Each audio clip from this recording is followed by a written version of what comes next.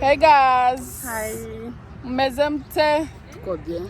Muramubona Nyabushisha twamugaruye. Shama mare cyane. Afite kakantu bavuze. Aka. Kangatsinga. Muramubona abantu baravuze muri commentaire ngo yaratumbaganye ngo yarabyimbye sinzi ngo ibiki. Mwari muzi ko yarafite undi muntu muri we. So right now numugeni mushasha ufite umubebe. Ubu yaribarutse umusore kabisa mwiza cyane. So twaje kumuhemba rero.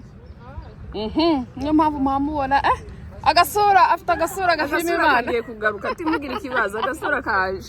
Ndimene kubona ko tibasengera. Icyo si cyo gusengera. Ngo isura ngo yaratumbaganye ngo yarabyimbye sinzi ngo ibiki.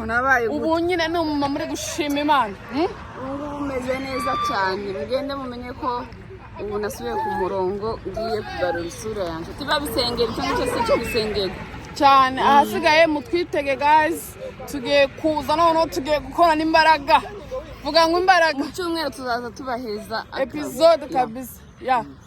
Stay tuned. Turabakunda cyane. Don't mind about sound iri hanze. So we love you guys so much. Thank you.